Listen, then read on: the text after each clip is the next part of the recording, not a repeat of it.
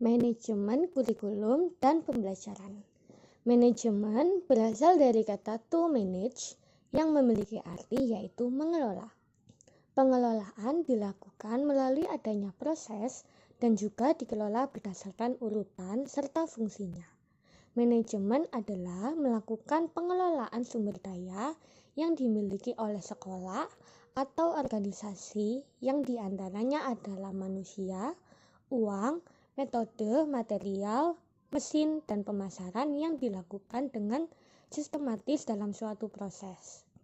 Sedangkan kurikulum adalah seperangkat rencana dan pengaturan mengenai tujuan, isi, dan bahan pelajaran, serta cara yang digunakan sebagai pedoman penyelenggaraan kegiatan pembelajaran untuk mencapai tujuan pendidikan tertentu. Jadi, manajemen kurikulum merupakan bagian integral dari kurikulum tingkat satuan pendidikan atau KTSP dan manajemen berbasis sekolah atau MBS. Lingkup dari manajemen kurikulum meliputi aspek 1.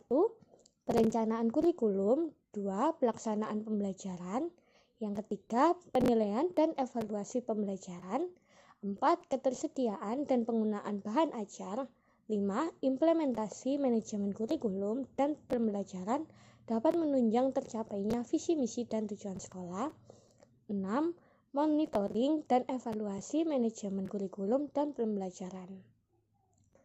Ada yang perlu diingat bahwa pada tingkat satuan pendidikan kegiatan kurikulum lebih mengutamakan untuk merealisasikan dan merelevansikan antara kurikulum nasional dengan kebutuhan daerah dan kondisi sekolah yang bersangkutan, sehingga kurikulum tersebut merupakan kurikulum dengan peserta, dengan murid maupun dengan lingkungan di mana sekolah itu berada.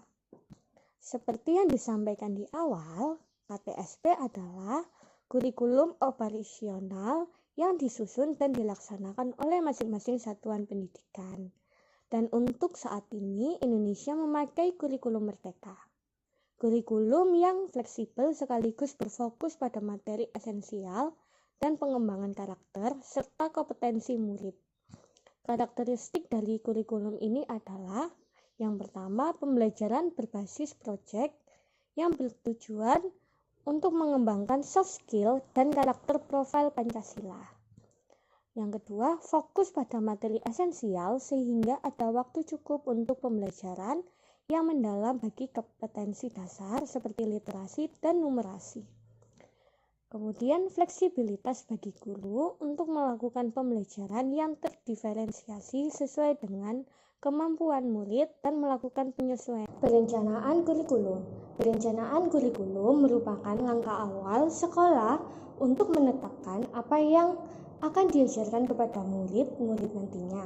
Kurikulum yang dirancang haruslah memiliki tujuan untuk mengembangkan karakter murid dan dapat mengintegrasikan nilai-nilai Kristus seperti mengasihi, jujur, dan bertanggung jawab melalui setiap proses pembelajaran, sehingga murid tidak hanya mendapatkan pengetahuan akademis, tetapi juga tumbuh secara iman Kristen. Contoh penerapannya dapat mengadakan lokakarya untuk menyusun program yang mencakup kreativitas, berpikir kritis, kolaborasi, dan komunikasi. Dan juga di setiap mata pelajaran haruslah diintegrasikan dengan nilai-nilai Kristen. Misalnya dalam pelajaran sejarah atau sosial, guru dapat menceritakan mengenai kisah hidup Yesus dan menghubungkannya dengan kehidupan di pendidikan Kristen. Pelaksanaan pembelajaran.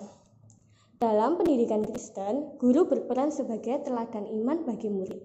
Mereka harus menciptakan lingkungan belajar yang penuh kasih, menghargai setiap individu, dan mengajarkan pembelajaran dengan mengintegrasikan nilai-nilai Kristen. Pendekatan pembelajaran harus mencakup doa, refleksi, dan kegiatan yang menguatkan iman murid, serta mendorong murid untuk berpartisipasi aktif dari seluruh anggota dan menekankan pada pembelajaran yang relevan dan kontekstual. Contoh penerapannya, para guru dapat memberikan kebebasan untuk dapat mengembangkan metode pengejaran yang inovatif dan sesuai dengan kebutuhan murid, serta membuat pembelajaran yang relevan dengan lingkungan sekitar. Sekolah menggunakan pendekatan pembelajaran berbasis proyek, yang dimana murid belajar melalui proyek nyata. Penilaian dan evaluasi pembelajaran. Dalam pendidikan Kristen, penilaian tidak hanya berfokus pada hasil akademis, tetapi juga pada perkembangan karakter dan spiritual murid. Evaluasi harus mencakup observasi terhadap sikap, perilaku, dan penerapan nilai-nilai Kristen dalam kehidupan sehari-hari. Penilaian harus dilakukan dengan kasih dan adil untuk memberikan umpan balik yang membangun dan mendukung pertumbuhan murid. Contoh penerapannya tidak hanya dilakukan oleh guru, akan tetapi murid dapat melakukan penilaian diri dan juga pada teman sebaya mereka. Dan orang tua dapat memberikan feedback pada saat rapat orang tua. Kemudian pada evaluasi pembelajaran, sekolah memakai beberapa bentuk instrumen penilaian seperti tes tertulis dan proyek untuk mengukur tentang kemajuan kemampuan anak selama pembelajaran yang telah dilakukan.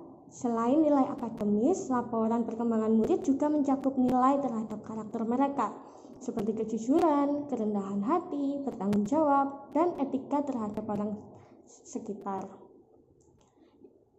Ketersediaan dan penggunaan bahan ajar melibatkan tim yang terdapat di sekolah, seperti tim pengembangan kurikulum untuk menyediakan dan mengembangkan bahan ajar bersama kepala sekolah dan juga para guru. Mereka bekerja sama untuk memastikan bahan ajar yang digunakan sesuai dengan standar nasional serta kebutuhan murid. Melalui proses ini, murid dapat memanfaatkan bahan ajar tersebut secara kreatif untuk memperdalam pengalaman belajar murid dan memperdalam pemahaman mereka tentang iman Kristen.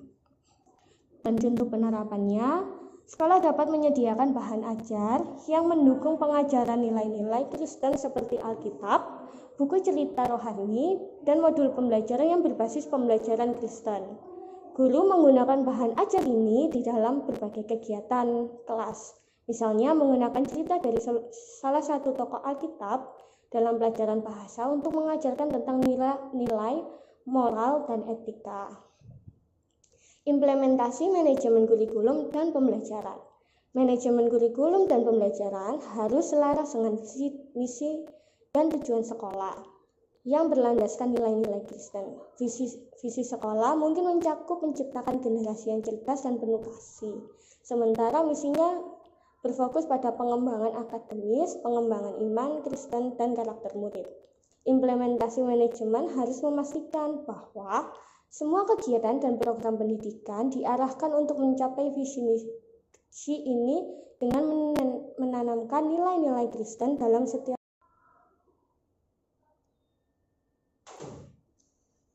sekolah. Kristen X memiliki visi menghasilkan generasi cerdas dan penuh kasih dalam Kristus.